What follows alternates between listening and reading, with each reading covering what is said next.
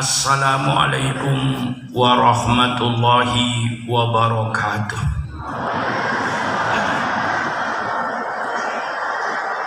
Bismillahirrahmanirrahim.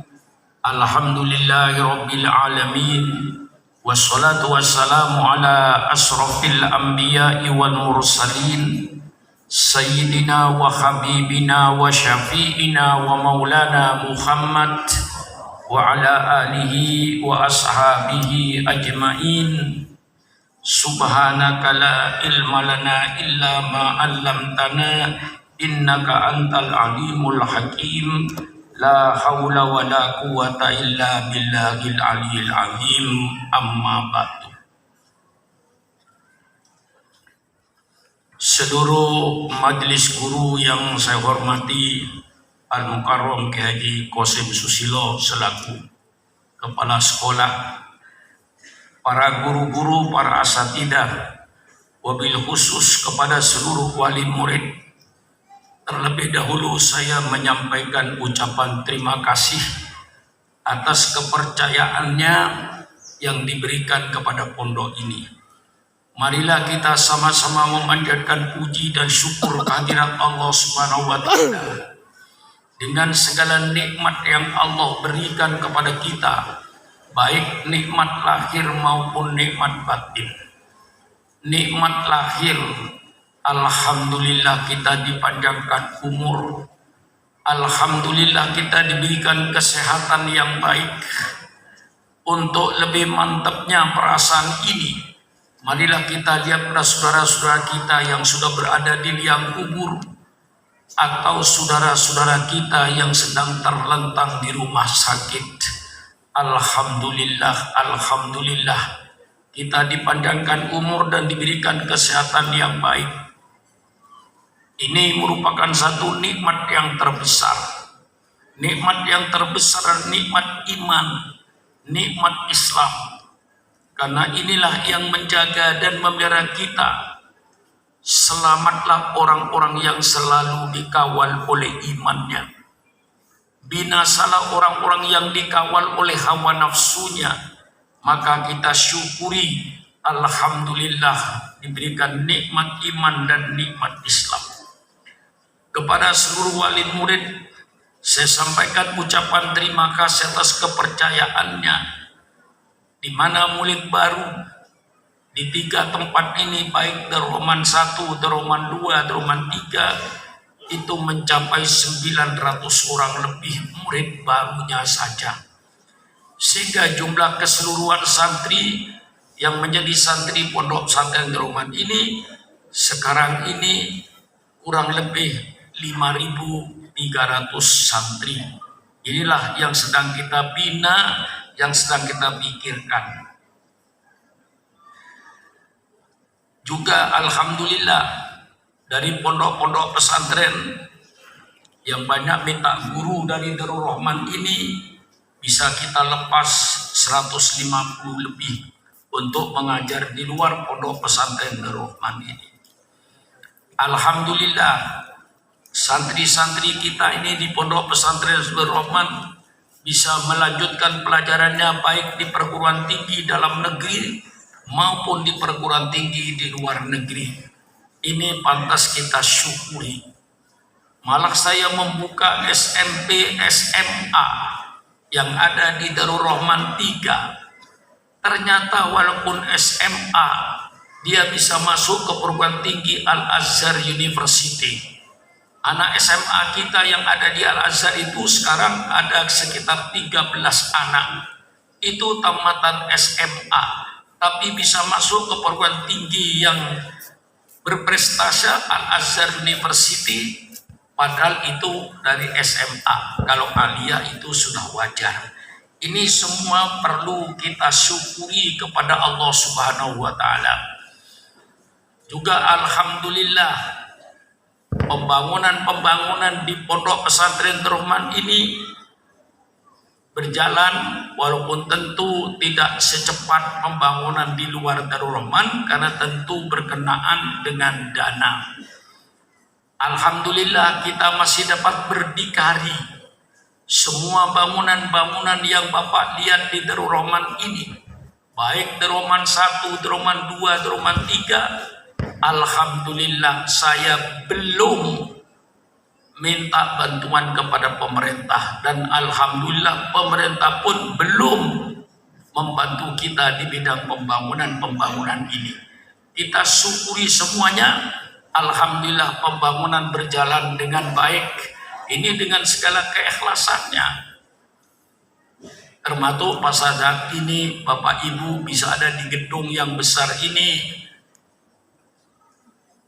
sehingga selamat dari panas dan hujan.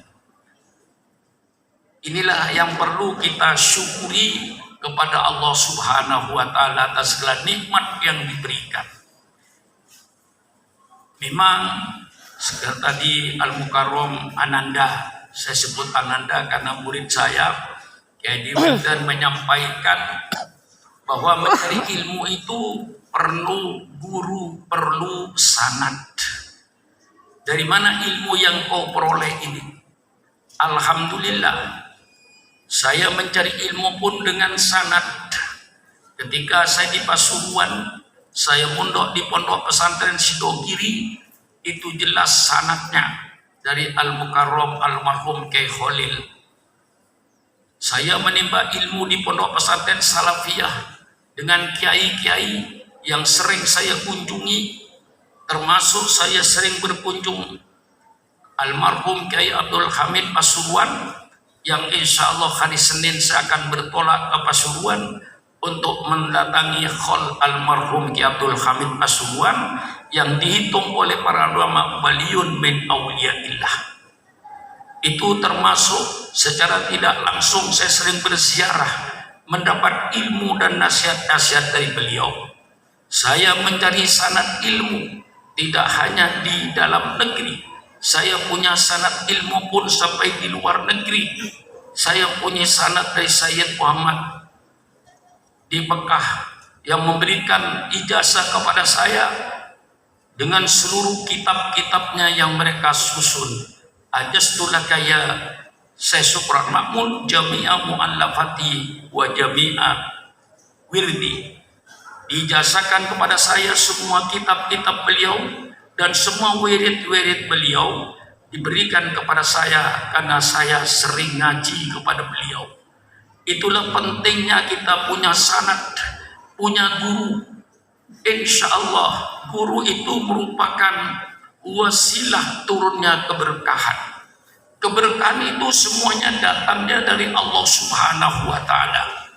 Tetapi ada perantaranya. Kita sering berkata barokah orang tua. Itu sebenarnya uraiannya panjang. Barokah orang tua itu artinya barokah karena berbakti kepada orang tua, selalu berkhidmat kepada orang tua, mentaati orang tua, sehingga oleh Allah diturunkan keberkahan karena berkhidmat kepada kedua orang tuanya. Orang berkata berkah para kiai, berkah guru, itu sebenarnya berkah itu datang dari Allah. Mengapa dikatakan berkah guru?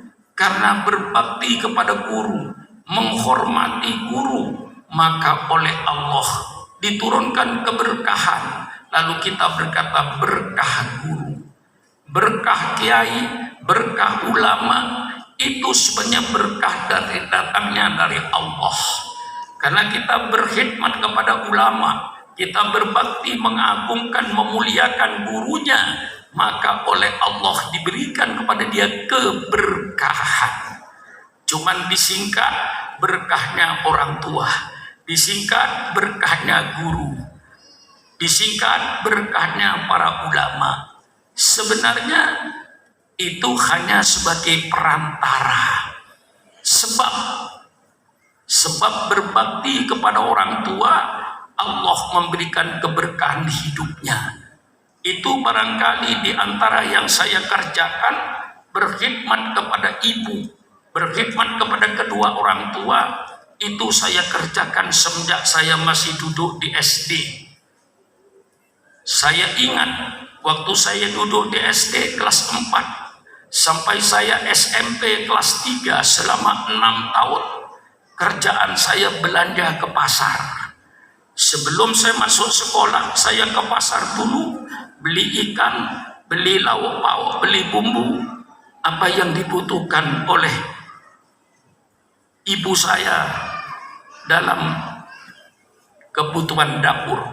Saya berkhidmat 6 tahun kepada ibu saya, sehingga ibu saya tidak kenal pasar, tidak tahu harga, karena dia tidak pernah ke pasar.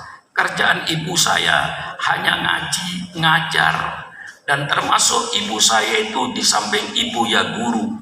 Karena saya khatam kitab Safinatus Najah, saya khatam kitab Sulamut Taufik, itu langsung dari ibu kandung saya.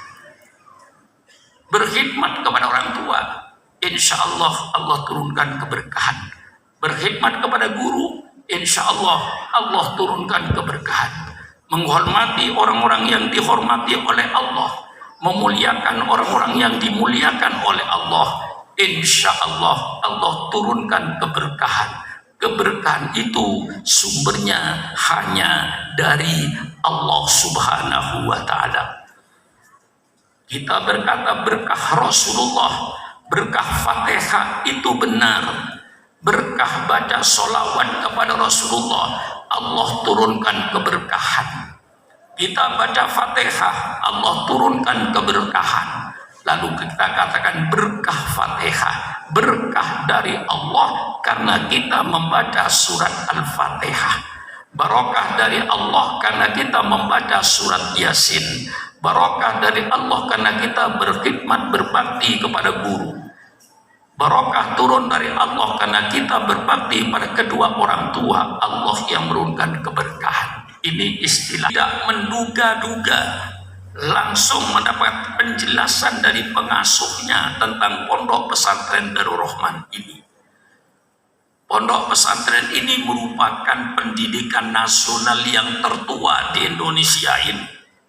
Sejak sebelum Belanda, pondok pesantren sudah berdiri. Pondok pesantren yang pertama berdiri ialah Sunan Ampel Surabaya. Itu yang pertama kali mendirikan pondok pesantren. Ketika Sunan Ampel dipanggil oleh Raja Majapahit untuk memperbaiki akhlaknya kerajaan, yang waktu itu kerajaan Majapahit mulai dilanda oleh krisis akhlak. Pegawai-pegawai kerajaan banyak yang main judi, banyak yang main perempuan, banyak yang korupsi, sehingga waktu itu didatangkanlah Sunan Ampel dari Vietnam untuk didatang dari Kamboja, untuk didatangkan ke Indonesia untuk memperbaiki akhlaknya bangsa Indonesia. Walaupun Raja Majapahit tidak masuk Islam, tapi Raja Majapahit mempersilahkan Raden Rahmat Sunan Ampel untuk mengembangkan Islamnya di sekitar kerajaan Majapahit. Karena cintanya Raja Majapahit kepada Raden Rahmat, lalu dia menghadiahkan sebuah tempat yang disebut Ampel sekarang itu, yang dikenal dengan Sunan Ampel di Surabaya. Disitulah Raden Rahmat mulai didatangkan oleh orang-orang untuk menimba ilmu. Terjadilah pondok pesantren, di mana banyak yang santri datang dari Gresik, dari tempat yang jauh, yang tidak mungkin untuk pulang pergi menimba ilmu, maka mendirikanlah pondok-pondok pesantren di sekitar rumahnya Raden Rahmat. Disitulah mulai berdiri pondok pesantren sekitar tahun 1200-1300. Pondok pesantren terus berkembang. Murid-muridnya Sunan Ampel, termasuk Wali Songo, termasuk Sunan Giri, muridnya Sunan Ampel, termasuk Sunan Bonang, termasuk juga Sunan Derajat. Mereka mendirikan pesantren-pesantren lagi berkembang. Jadi adanya pesantren pada waktu itu secara naluri, ada seorang ulama, seorang kiai, kemudian orang mau menimba ilmu, menimba ilmu kepada kiai tadi, yang bisa pulang pergi dia pulang pergi. Setelah kiai itu didengar oleh orang jauh mau menuntut ilmu, kemudian dia tidak bisa pulang pergi, mereka mendirikan pondok-pondok di sekitar rumahnya kiai, yang kadang-kadang pondoknya ukuran 4 kali 4 meter, yang dibikin dari bambu, dibikin dari kayu di sekitar rumahnya kiai itu. Itulah pondok pesantren pertama kali perkembangannya di Indonesia. Jadi kalau saya ditanya siapa yang pertama kali berusaha untuk mencerdaskan anak bangsa ini, saya jawab dengan tegas bahwa yang pertama kali berusaha untuk mencerdaskan anak bangsa ini adalah para alim ulama. Adanya TK, adanya SMP, adanya SMA, adanya perguruan tinggi, ini kan setelah kita merdeka. Sebelum kita merdeka di bawah kekejaman Belanda, ulama-ulama tetap menyadari untuk mencerdaskan anak bangsa ini. Ditanamkan oleh para ulama anti penjajahan, anti Belanda. Inilah yang ditanamkan oleh para alim ulama, yang akhirnya melahirkan pahlawan-pahlawan bangsa, termasuk seperti Pangeran Diponegoro.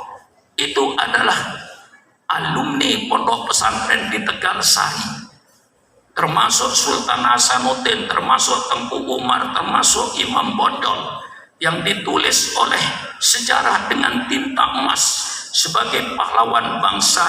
Itulah didikan para ulama anti Belanda. Sampai waktu itu para ulama mengeluarkan fatwa, man tasyabbaha biqaumin fahuwa minhum. Barang siapa yang menyerupai satu kaum, maka dia sama dengan kaum itu. Sehingga pada zaman penjajahan Belanda, ulama mengharamkan dasi, mengharamkan jas.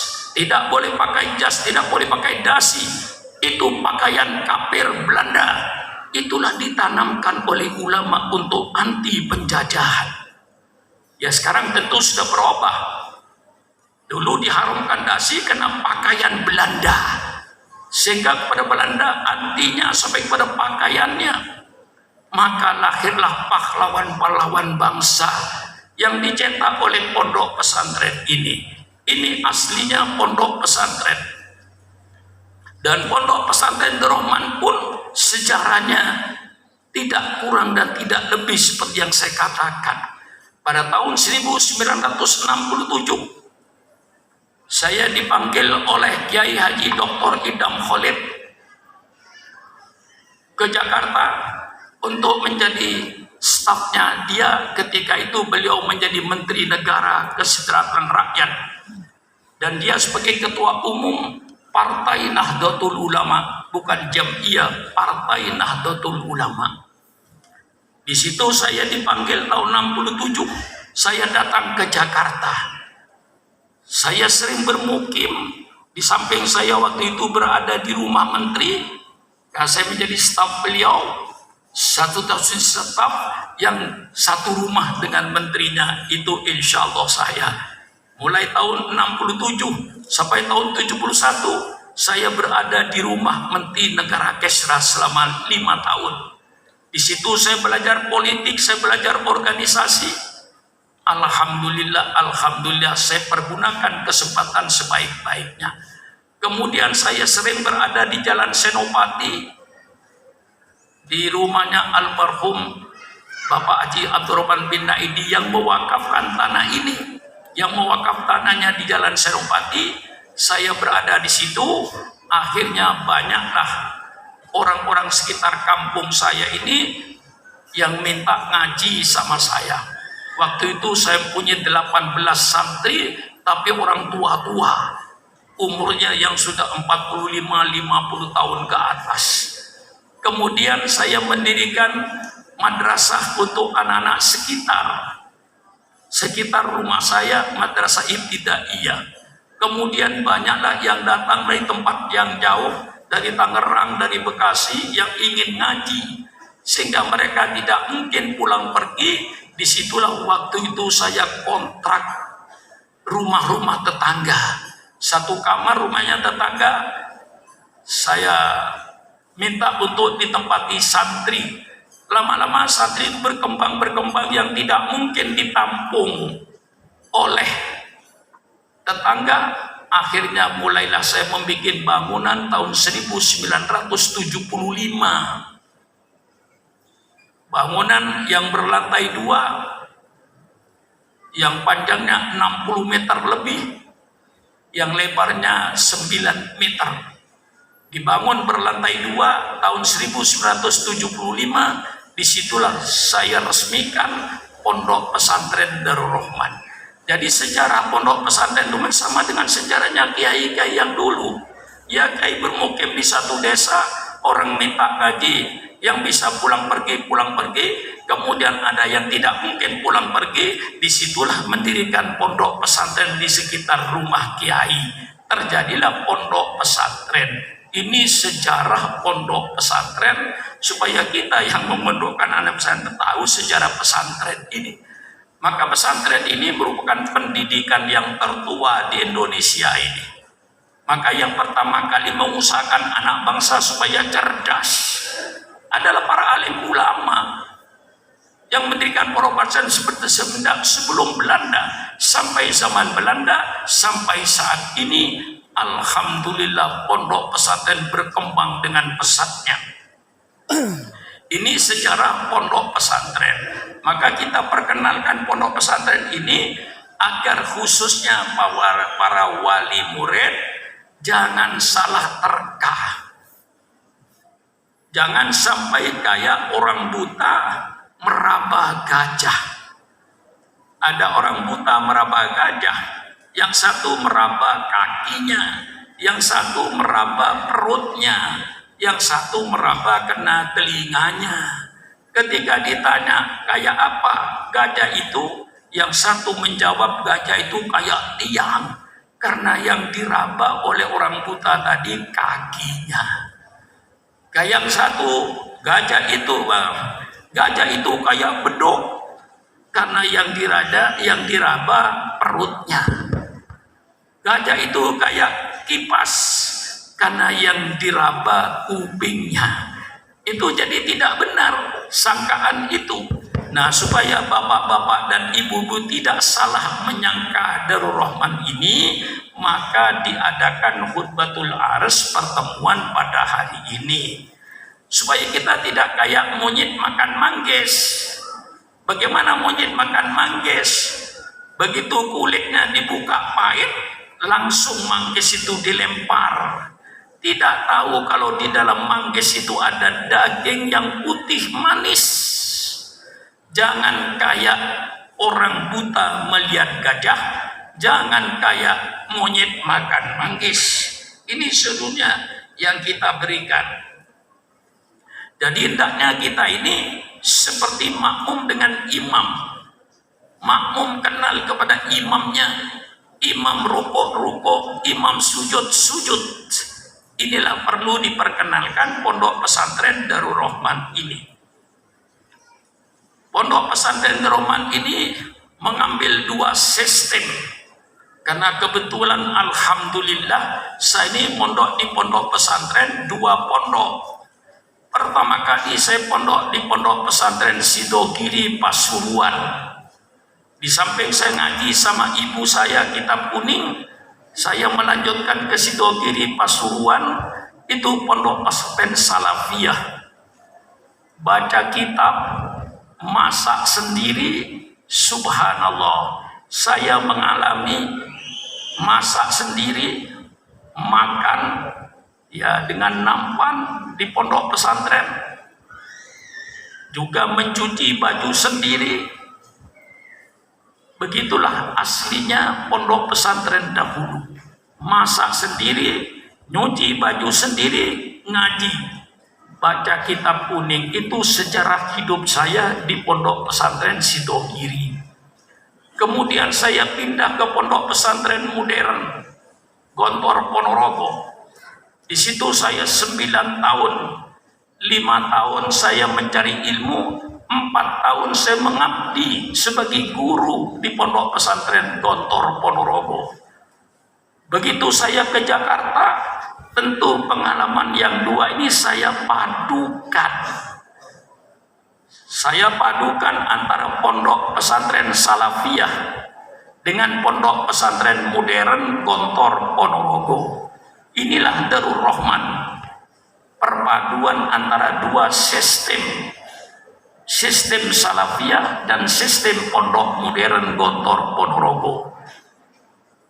Saya ketemukan dua sistem ini di pondok kita ini. Secara organisasi pelajar 100% Gontor, bahasa Arab, bahasa Inggris 100% Gontor. Sistem disiplin insya Allah saya tiru Gontor.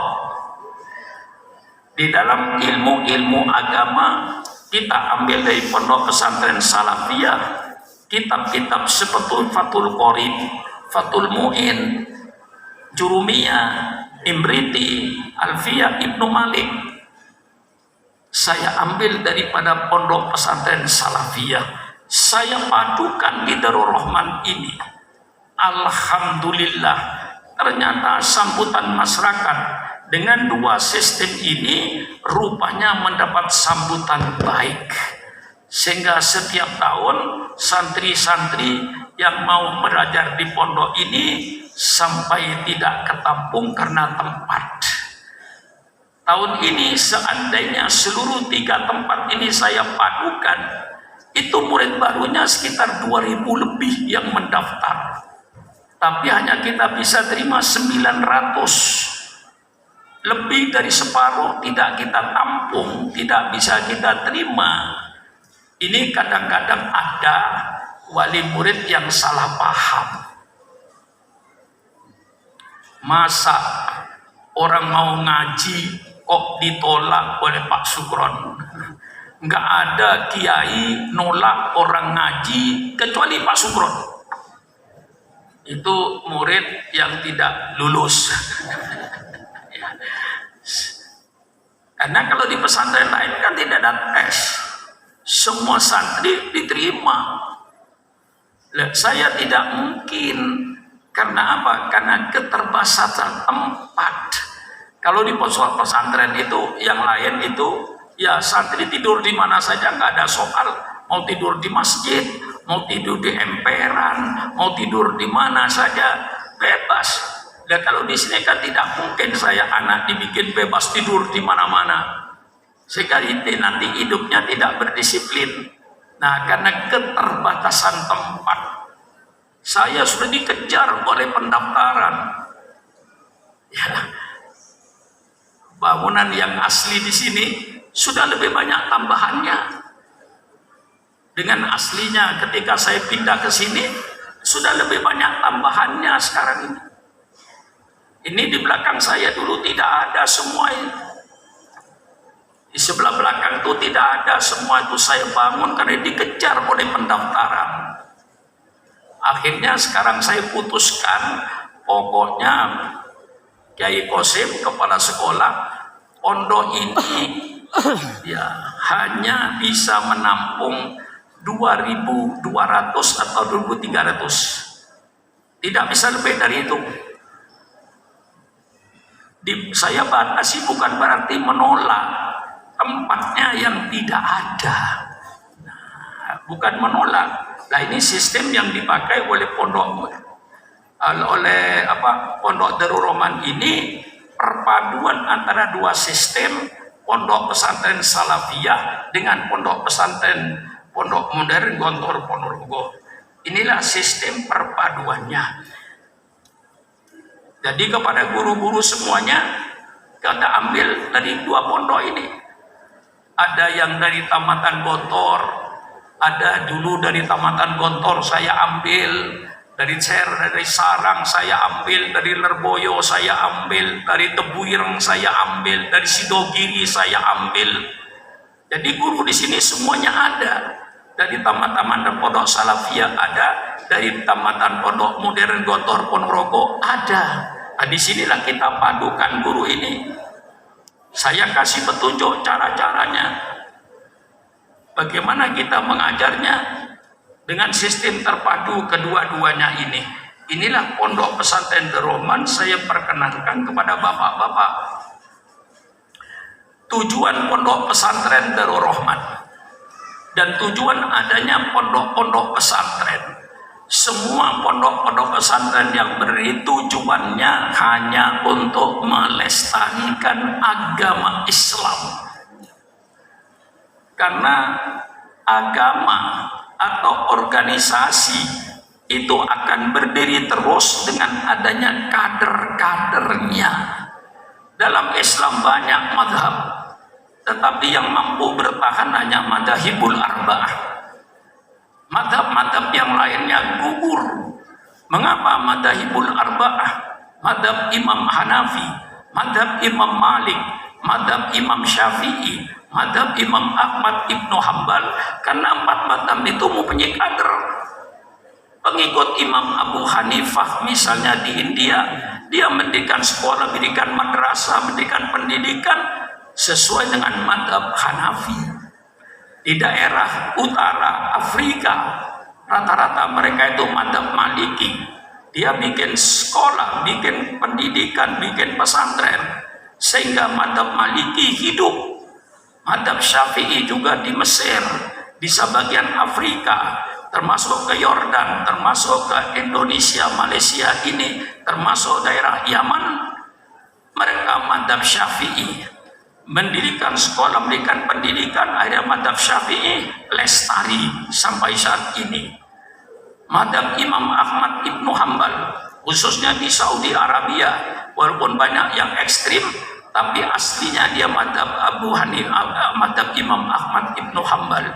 Sehingga empat madhab ini tetap lestari sampai saat ini karena ada kader-kadernya. Oleh sebab itu pondok pesantren berdiri tujuannya untuk melestarikan agama yang kita cintai di negara kesatuan Republik Indonesia ini. Jadi tujuannya untuk melestarikan agama.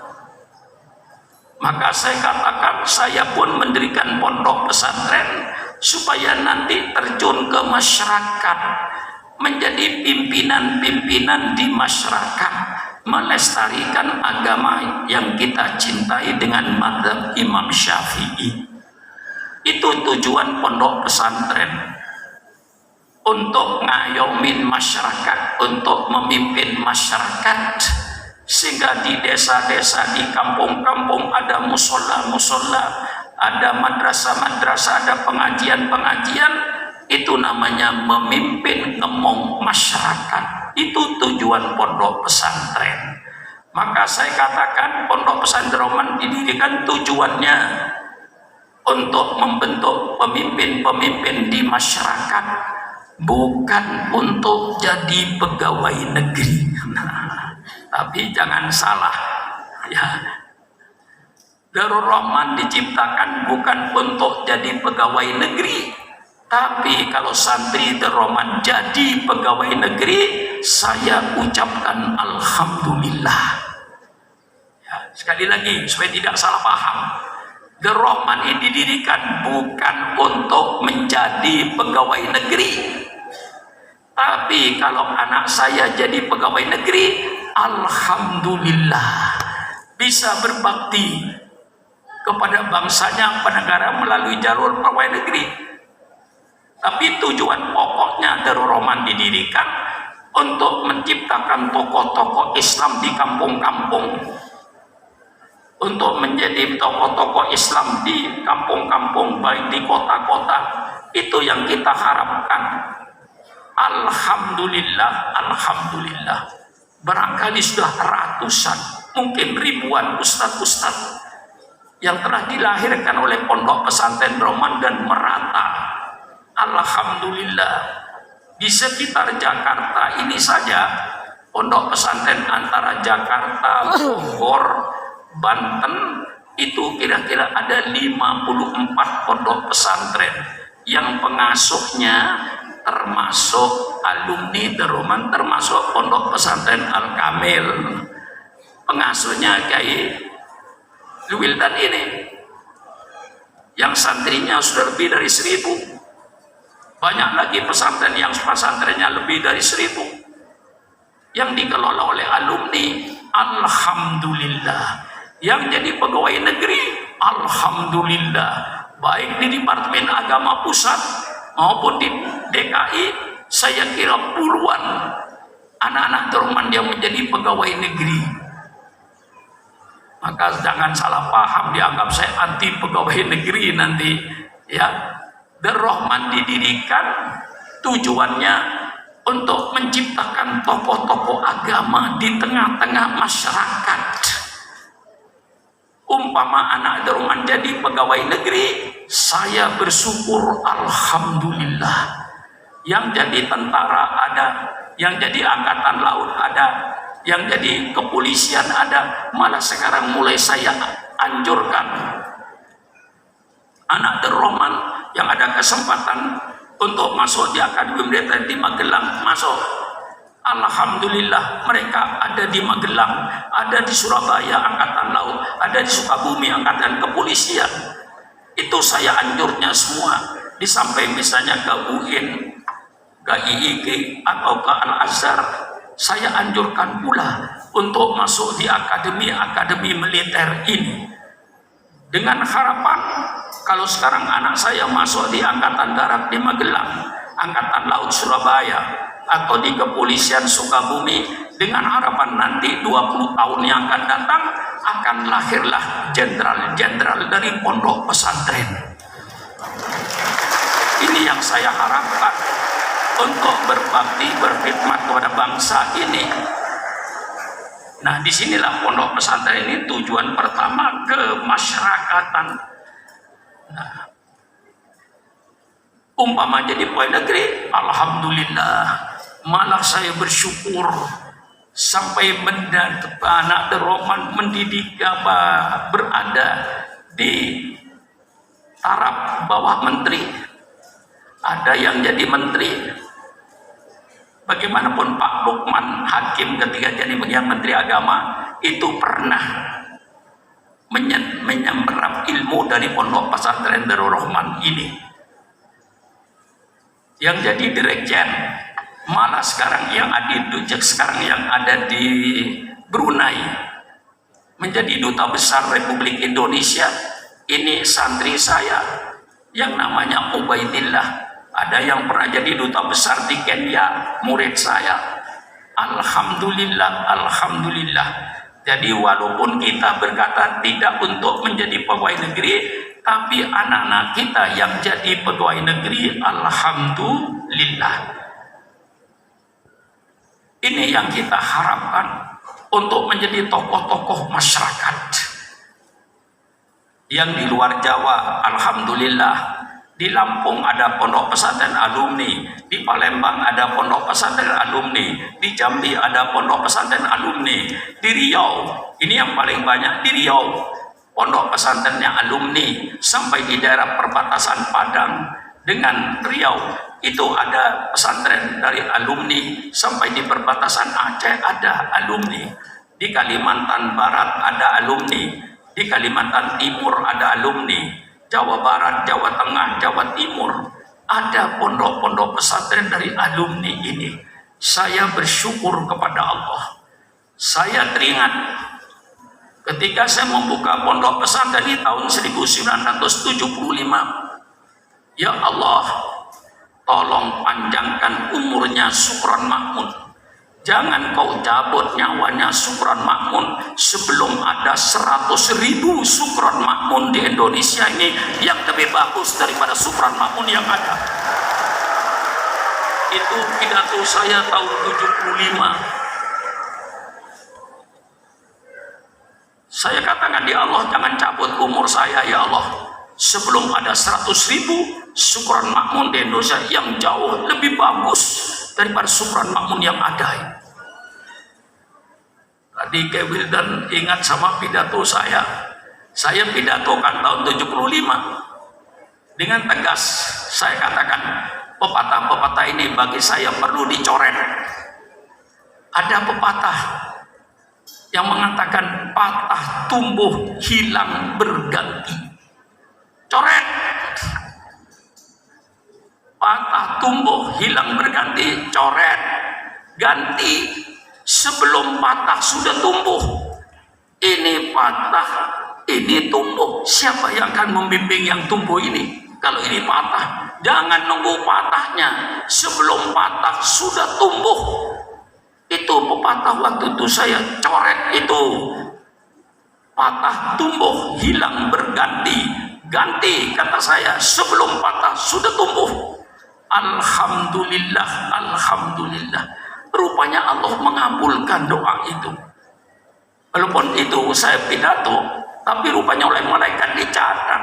Alhamdulillah, syukran makmun belum dicabut, sudah tumbuh syukran makmun, syukran makmun.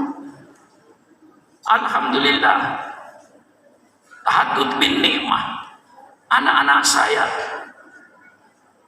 kalau semuanya ada 6, tapi yang ada 4. Alhamdulillah, semua anak saya syukran makmun belum patah, anak saya sudah tumbuh. Ustaz Zainal Ridho tumbuh, Faiz tumbuh, Konita Lutfia tumbuh, Umar Faruk tumbuh. 4 orang ini tumbuh semuanya, syukran makmun belum patah. Masih dipanjangkan umur oleh Allah. Masih sempat saya membimbing alumni, termasuk Ananda Kiai sama Wildan. Sering dia minta petunjuk sama saya, tapi saya orangnya radikal. Ya, tapi radikal positif, bukan radikal berontak. Dia mau pesantren, saya bilang bangun pesantren. Belum ada duit, Kiai. Jangan kau nunggu ada duit bangun pesantren. Jangan nunggu ada duit bangun masjid.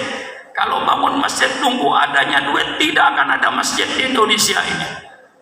Kalau bangun pesantren nunggu adanya duit, tidak akan ada pesantren. Bangun. Saya katakan, asal punya semen 1 truk, batu 1 truk, 50 sak semen, mulai diikuti, bongkar, mulai tumbuh jadi pesantren besar. Ada rumah di depannya, karena santrinya sudah mendesak, nggak ada tempat. Saya bongkar kontrakan ini. Bagaimana Pak? Kayak mau dibongkar? Bongkar aja, kata saya, urusan nanti. Bongkar rumah kontrakannya. Mungkin pemasukannya hilang itu, tapi alhamdulillah jadi bangunan berlantai 2. Saya tidak pernah tunggu setiap santri saya bangun pesantren, jangan nunggu adanya duit. Kalau kau mau bangun masjid nunggu adanya duit, tidak akan ada masjid di Indonesia ini. Kalau kau bangun pesantren nunggu adanya duit, tidak akan ada pesantren. Bangun dulu, bikin persoalan. Jangan menghindarkan diri dari persoalan. Kecerdasanmu diuji dengan persoalan. Kalau tidak ada persoalan, otakmu tidak akan cerdas. Kalau ingin cerdas, bikin persoalan. Tapi persoalan yang positif, jangan yang negatif. Bikin persoalan. Dengan persoalan ini kita diuji otak kita ini. Cerdas apa tidak? Menghadapi tantangan, bikin tantangan. Kalau tidak punya tantangan, kita tidak cerdas. Cerdasnya kita ini karena tantangan. Nah, ini semua pondok pesantren saya anjurkan seluruhnya bangun pondok pesantren. Kiai Mustafa Mauni ketika mau bangun pesantren, bangun, kata saya. Asal punya modal 1 truk pasir, 1 truk batu, semen 30 sak, bangun. Persoalan belakang. Alhamdulillah, alhamdulillah. Emiltar ngikutin itu, suruh bongkar-bongkar. Ya dibongkar, dari mana duitnya Allahu a'lam saya juga nggak tahu kok. Saya cuma nyuruh bongkar aja. Saya sendiri nggak tahu dari mana duitnya, nih kok disuruh bongkar. Saya perintahkan bongkar. Ini tempat sudah mendesak, santri sudah banyak. Bongkar ini kontrakan. ganti, jangan kontrakan, bangun untuk anak-anak saya. Ini biasanya saya begitu kalau menyuruh santri itu, ya menyuruh dengan tegas gitu. Nah, inilah pondok pesantren. Lalu apa jiwa pondok pesantren ini? Pertama, pondok pesantren harus dijiwai dengan keikhlasan.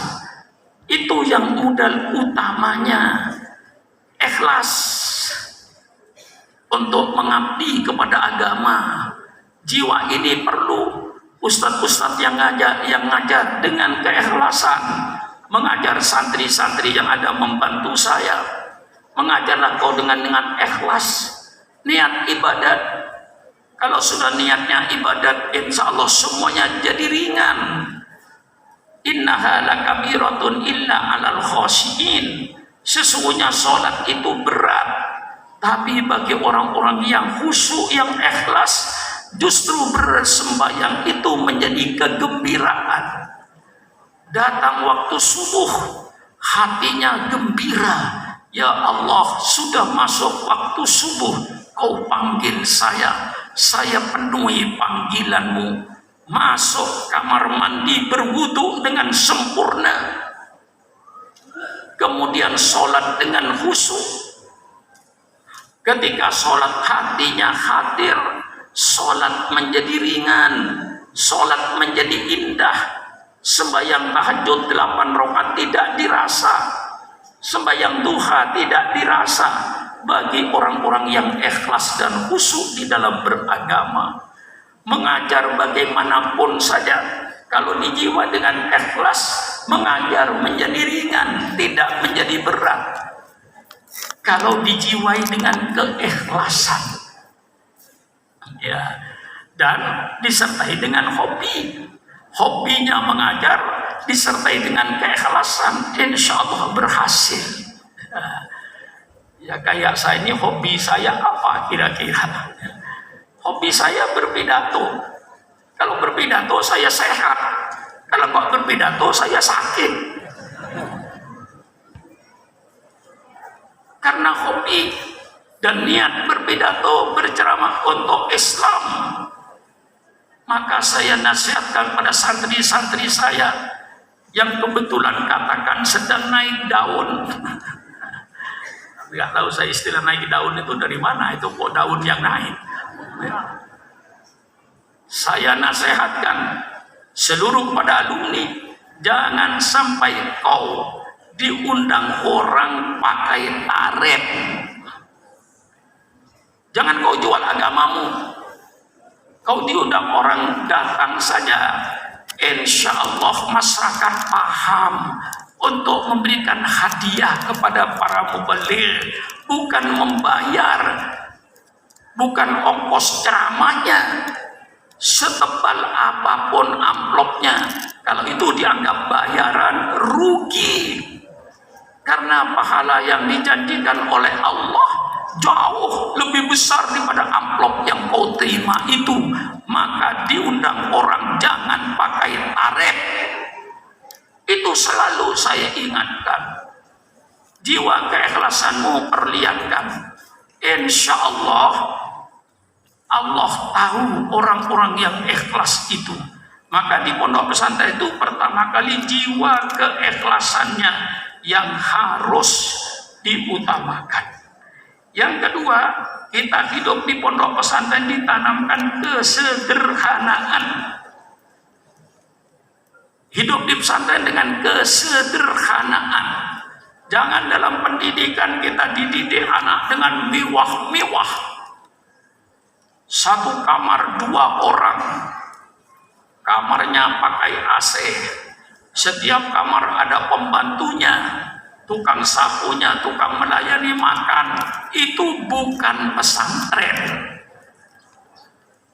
Orang yang dididik dengan mewah itu sangat berbahaya. Karena di tamat dari pendidikan mereka tidak mampu mewah, itu sangat berbahaya. Maka di pondok pesantren itu di samping jiwa keikhlasannya, kesederhanaannya. Karena orang yang mampu mampu hidup sederhana, nanti mampu hidup dalam segala situasi. Orang yang biasa tidur hanya pakai kasur di atas lantai, dia suruh tidur di hotel bintang 5, insya Allah bisa. Orang yang biasa jalan kaki, dari kamar ke selas jalan kaki, orang yang biasa jalan kaki disuruh naik mobil bisa.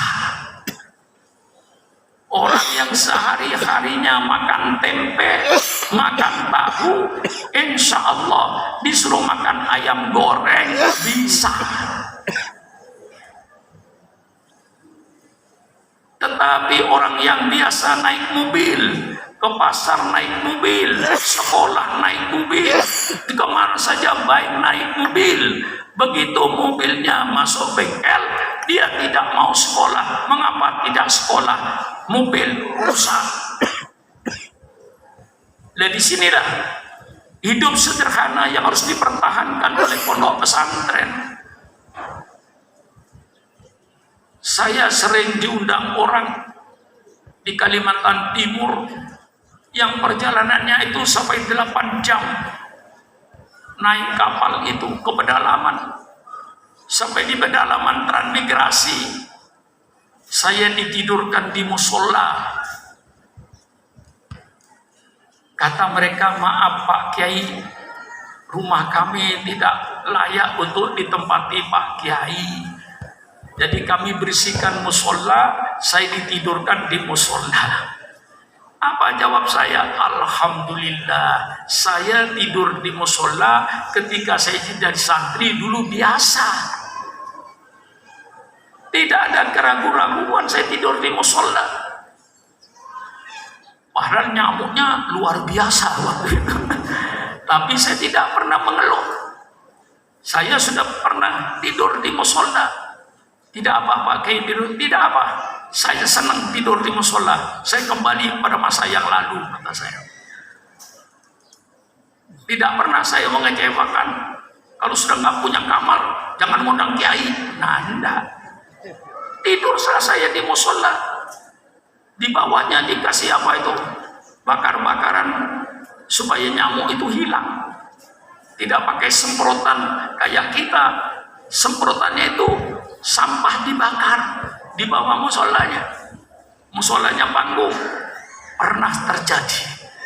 Pernah saya diundang di pantai selatan Bandung Selatan, tepi sungai, tepi laut. Tapi pegunungan. Waktu saya itu ingin buang air, kata tamunya, maaf Pak Kiai, kalau Pak Kiai buang air ke sungai Pak Kiai, di sini nggak ada yang punya WC, semuanya ke sungai. Baik, kata saya, turun naik di sungai itu. Sampai di sungai tidak ada dindingnya lagi. Lalu tuan rumahnya bilang, bagaimana Pak Kiai? Oh, tidak apa-apa, kata saya. Saya senang di sungai ini. Saya teringat dulu ketika saya masih kanak-kanak, mainannya saya di sungai. Sekarang saya kembali ke sungai, buang air besar, alhamdulillah, nggak ada apa-apa. Padahal dalam hati saya, jengkelnya bukan main saya itu. Kok ya paling tidak ambil daun kelapa, kayak kasih batas supaya tidak kelihatan orang. Tapi saya tidak mau mengecewakan orang. Saya dengan senyuman saya berikan pada mereka ketika saya kamu. Mengapa? Dulu di pondok hidup sederhana. Orang yang hidup sederhana mampu untuk hidup dalam segala situasi. Tetapi kalau orang yang biasa hidup mewah, disuruh hidup sederhana, tidak mampu. Tapi orang yang biasa jalan kaki, disuruh naik mobil, bisa. Orang yang biasa makan tempe, makan tahu, disuruh makan ayam goreng, bisa. Orang yang biasa tidur di masjid, tidur di musola, tidur di depan kamar pondoknya, disuruh tidur di hotel bintang 5 juga bisa. Tapi orang yang biasa mewah, hidupnya mewah, belum tentu bisa tidur di musola. Orang yang sehari-harinya makannya mewah, belum tentu suatu ketika dia bisa makan nasi dengan ikan asin, belum tentu. Tapi orang yang biasa makan dengan ikan asin dengan tempe, disuruh makan ikan ayam juga mampu. Nah, disitulah pendidikan sederhana menjadi prinsip di pondok pesantren ini. Dengan pendidikan sederhananya dan hidup di pesantren dengan kegotong royongan. Di pondok ini saya tidak membedakan. Misalnya ada yang namanya daripada keluarga habaib mondok di sini. Saya katakan, kau sekarang santri. Kalau pembersihan tidak pandang anaknya siapa, mari pondok bersihkan bersama. Jiwa kegotong royongan, jiwa kebersamaan kita tanamkan. Alhamdulillah, anak-anak di sini kalau sudah saya katakan nanti hari Minggu pembersihan umum, saya sendiri turun. Bukan saya perintah saja. Kalau anak kelas 6 saya perintahkan untuk pembersihan, langsung saya turun. Saya pakai celana harian, saya kadang-kadang duduk di empang itu sambil membantu mereka pembersihan itu. Kebersamaan, kegotong royongan ini kita tanamkan di pondok pesantren ini. Ukhuwah Islamiyahnya kita tanamkan. Ini yang menjadi jiwa pondok pesantren, keikhlasan, kesederhanaan, dan kegotong royongan, kebersamaan, membersihkan WC bersama-sama, membersihkan kamar mandi bersama-sama, membersihkan empang itu kadang-kadang khususnya anak kelas 6 bersama-sama dengan saya.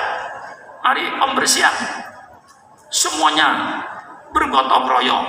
Jiwa ini perlu ditanamkan, kebersamaan ini untuk menanamkan satu persaudaraan ukhuwah Islamiyahnya. Biar anaknya kiai ada di Dromat ketika kebersihan, keret itu, keranjang sampah itu, tidak peduli anak kiai siapa di sini, mari anak-anak bersama-sama santri, mari bergotong royong bekerja sama.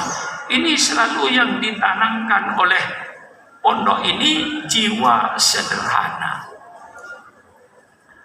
Ya, dari Jawa Timur banyak tamu-tamu saya itu yang heran dengan biaya di pondok ini.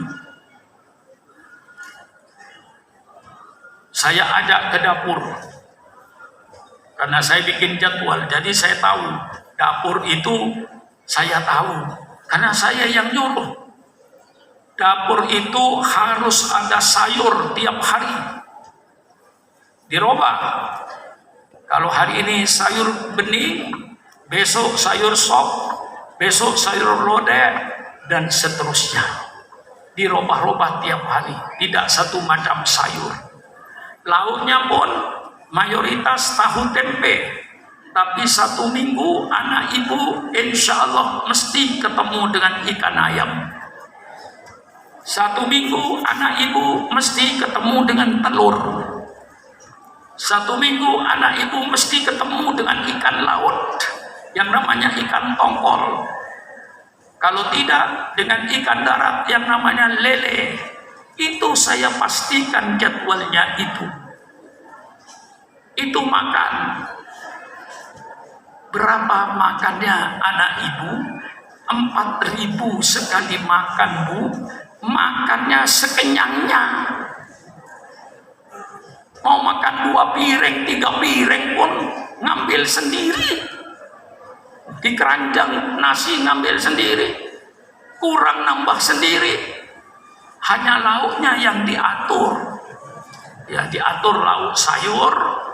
Pasti anak ibu ketemu sayur tiap hari.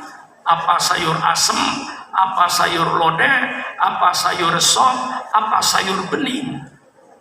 Berubah-ubah. Itu saya atur. Waktu itu saya bilang sama orang Jawa Timur, ini sekali makan 3.000. Ya.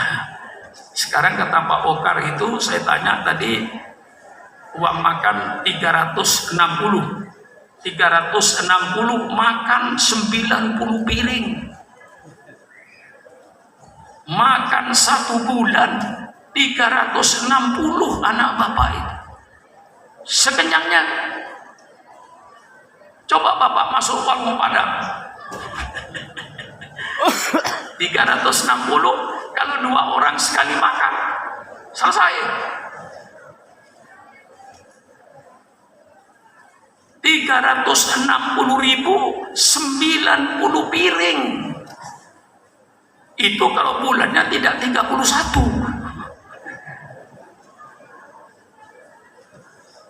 Lalu orang bertanya, bagaimana cara mengelolanya Pak Kiai?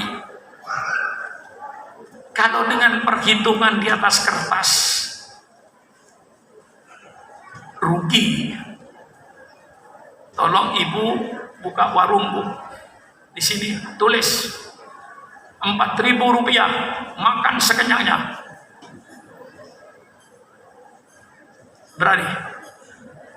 Pakai sayur, pakai lauk.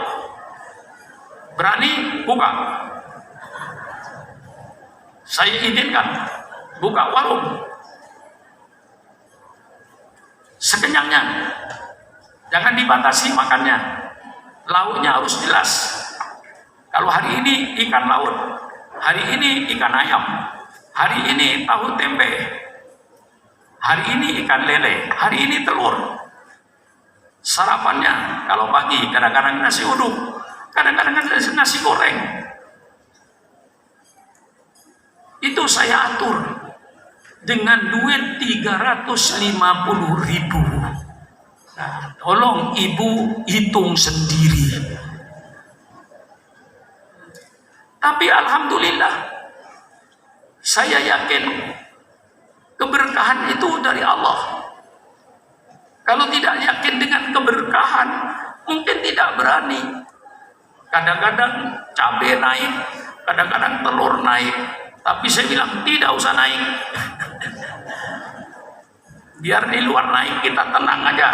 Insya Allah kita cuma mengharapkan keberkahan dari Allah. Alhamdulillah, alhamdulillah, alhamdulillah. Banyak keberkahannya dari Allah. Walaupun sekian ini. Mengapa saya membuat semacam ini?